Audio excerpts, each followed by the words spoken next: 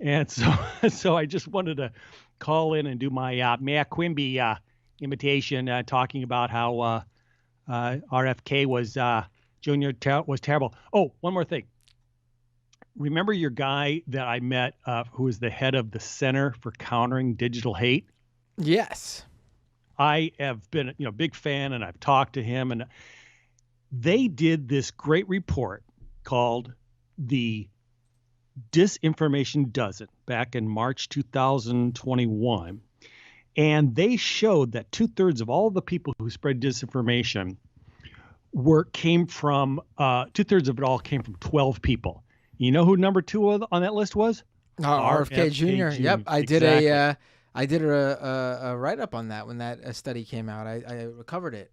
That's where I Yeah, learned it from you. yeah. Um, I had them on the show. Yeah. it was great, Um, and it's great. Not RFK Juniors to make people who aren't familiar what I'm talking about. I had the head of CEO that organization. Yes, Inram, Cameron. yes. Yes.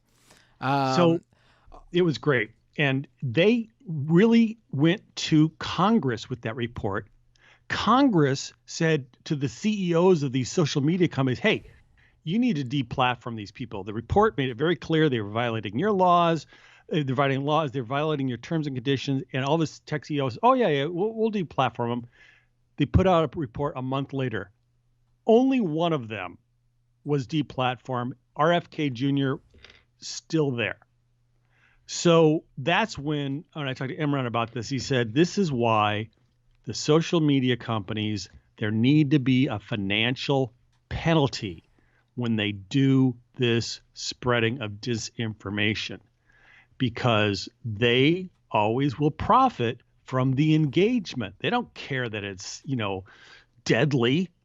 And so when I saw that RFK Jr., I went back and I thought, how many of this information is he still spreading on Facebook and those people? And I just found out that Facebook, I don't know about Twitter, they've stopped some of their restrictions on disinformation. I mean, it's ridiculous. oh, I mean, Twitter doesn't have anything anymore in that Yeah. sense. They have completely given up on that purposefully because Elon Musk doesn't care about that type of stuff. you know, Um, it's one of those things. Did you see, um, and I followed this like right after Trump came back on Facebook, and he didn't post right away, but he did his first rally. And my friends at Media Matters were tracking this, and Facebook would not allow Trump's Facebook profile to stream live his rally because they thought they were going to, say some, violent rhetoric or whatever. And they didn't. They didn't. He let them. They streamed it through like Red Blue Network or some other kind of bogus Newsmax thing, but not natively. And so the most recent big rally that he had after his most recent indictment, they just like streamed his rally and with him, witness intimidation and tampering. And I'm just like, whatever happened to those guidelines that they installed to get it? Just pissed oh, me off. because he's running for president now, so they have to Oh yeah. again. So they have to reverse course on all these things again. Yeah, I mean, it's I don't even know what to say.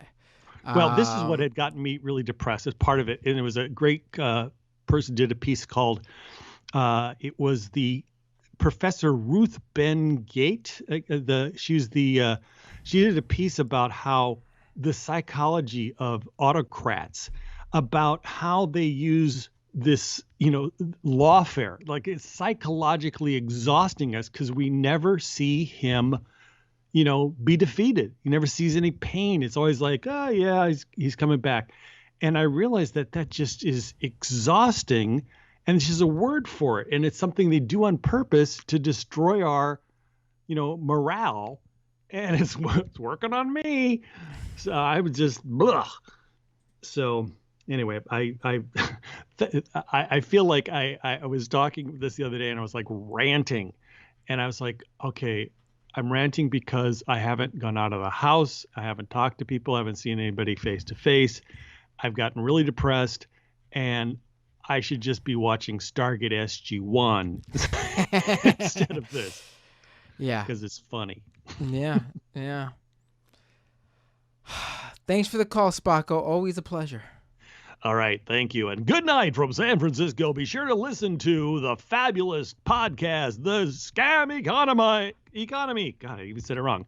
That's all The good. Scam Economy with your it's host, late. Matt Binder. Ooh, I love it. The voice of Scam Economy, folks. Have a great night, Spocko. Always a pleasure. Good night.